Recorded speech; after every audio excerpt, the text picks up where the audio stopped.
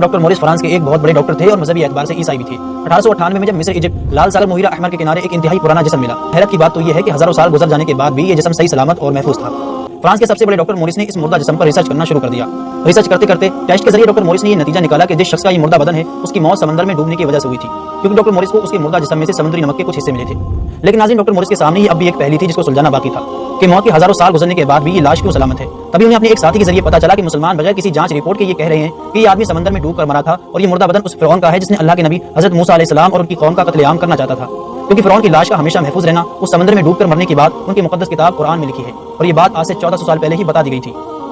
ناظرین کرام، ڈاکٹر مورس کو یہ بات سن کر بہت حیرت ہوئی کہ اس مردہ بدن کا سمندر میں ڈوب کر مرنا، جس بات کا پتہ میں نے بڑی بڑی جدید مشینوں کے ذریعے لگایا، وہ بات مسلمانوں کو پہلے ہی کیسے معلوم ہو گئی، حالانکہ موت کے بعد لاش کو کئی سال گزر چکے ہیں، جس کا پتہ 1981 سے محض 83 سال پہلے چلا ہے، تو ان کی مقدس قرآن میں یہ بات 1400 سال پہلے کیسے لکھ لی گئی۔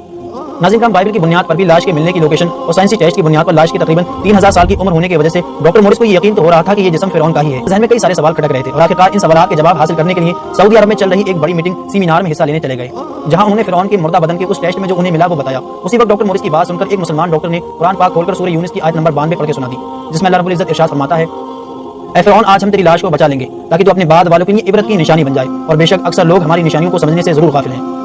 ناظرین کرام، اس آیت کا ڈاکٹر مورس پر کچھ ایسا اثر ہوا کہ اسی وقت کھڑے ہو کر یہ اعلان کر دیا کہ قرآن سچا ہے اور میں اسلام قبول کرتا ہوں۔